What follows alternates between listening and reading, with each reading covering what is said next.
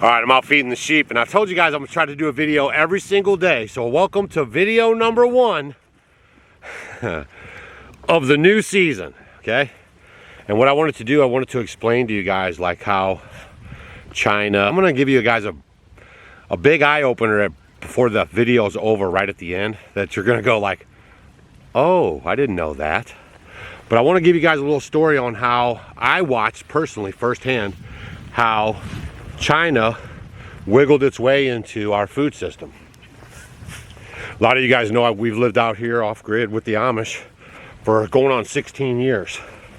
When we first got out here, the Amish were doing the pigs, okay?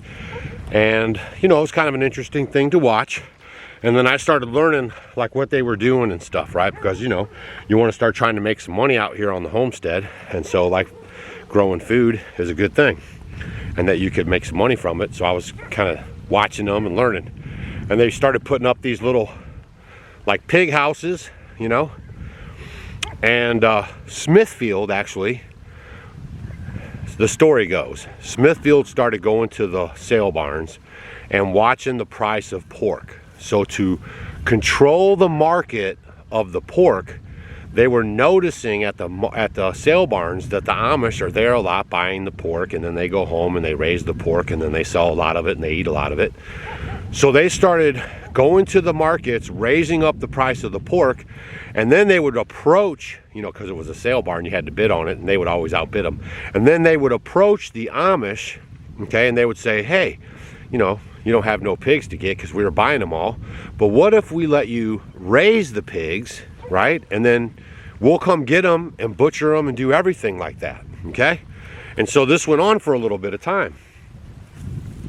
That's when we first got out here. Now, I wasn't really paying that much attention, but all of a sudden, all of the Amish started getting out of the pigs, okay?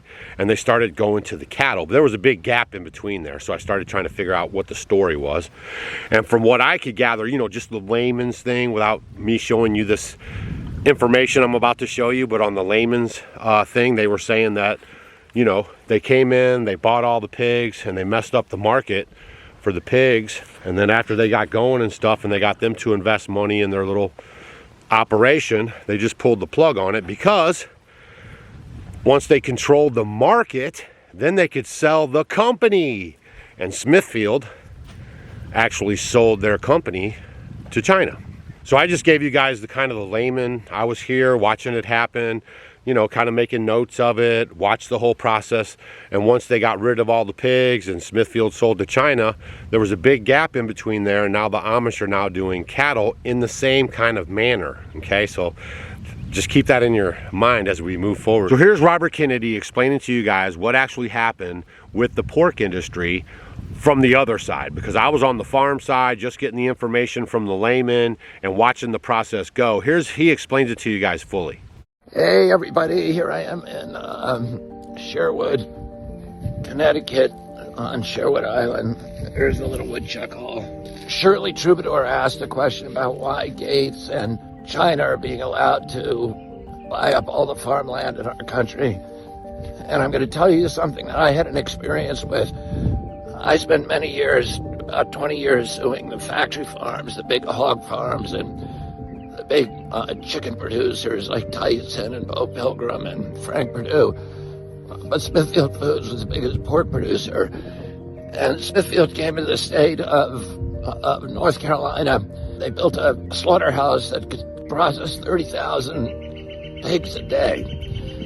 And then they had a partner named Wendell Murphy, who was in the state Senate, and he passed 28 laws in the North Carolina State Senate making it illegal to sue a factory farm. He left and went into partnership with Smithfield, created a way to raise pigs, instead of raising them on farms, to raise them in warehouses called Murphy 1100s. And they dropped the price of pork from 60 cents a pound to 2 cents a pound. It put out of business all 28,000 independent hog farmers in the state of North Carolina, and it replaced them with 2,200 factories, all of them either owned by Smithfield or contracted to Smithfield. The only farmers who could stay in business were farmers who signed that contract with Smithfield to mortgage their homes, to put those big hog sheds, the Murphy 1100s, on their property, and then they lose all control. They become serfs on their own land. Smithfield dictates all their farming practices. It gives them the food, it delivers the piglets, picks up the grown animals and brings them to slaughter. They put out of business 28,000 farmers, and they control now 80% of the hog production in North Carolina. Because they dropped the price in North Carolina, Iowa had to adopt the same system, had to cave in to Smithfield. They ended up taking control of 80% of the hog production in our country. Then they sold themselves to China. So now China owns all that hog production in America, and it controls our landscapes. And that's the end of Thomas Jefferson's vision of an American democracy rooted in tens of thousands of independent freeholds, each one owned by family farmers, each with a stake in our system of government. And that's why all of this industrial agriculture not only gives us substandard food, but they're also taking control of our landscapes, and that is a huge threat to American democracy. Just thought this was a very interesting video since I'm out feeding my sheep today, and food security is very, very important. And I wanted you to hear it for yourself, how China has become one of the largest farm owners of American soil. Bill Gates and China, they make you guys, they get us all worked up about Bill Gates and China. But did you know that the largest owner of farmland in America is Canada? Yeah, go look that up. I love my little babies. It's old brown tips here. And also, did you know that they bought a railroad that connects Canada to Mexico? Our railroad, we sold to them a couple years ago so they could run a whole connection from north to south. Not sure you didn't know about that, but just in case you didn't, now you do. So I'm gonna go feed Smokey over there. He's looking for his, and hopefully you guys got a little information off of this. The food system is under attack in America, y'all. It's just one of the things that come along with warfare, okay? So stay vigilant out there. Share this video with your friends so they know who actually owns the most farmland in America, because I know that was pretty interesting. Want yours too, don't you? Because it looks good, don't it? Ooh, this one actually looks too good for you. I'm gonna save that for the ladies because they're feeding babies, man. That's got alfalfa in it. Yeah, oh yeah, I know you're laughing about it. Did you know that? You want this hay? You want some hay? Okay. You want some hay? Okay.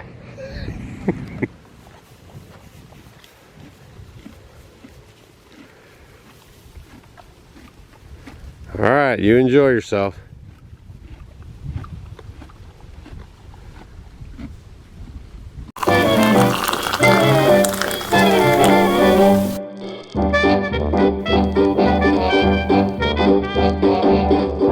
Did you guys know that in the 16, 17, and 1800s, chocolate was consumed as a beverage? There was no such thing as a chocolate candy bar. Well, we're bringing chocolate tea back to the 21st century because it's loaded with antioxidants our body loves, and it's a great source of magnesium that's wonderful for bone and heart health. It's a great addition to your coffee machine or your French press, or just along with your favorite sweetener. You can find it on offgridwithdougandstacy.com, along with our brand new tea infuser, simple to use for easy steeping. Cheers!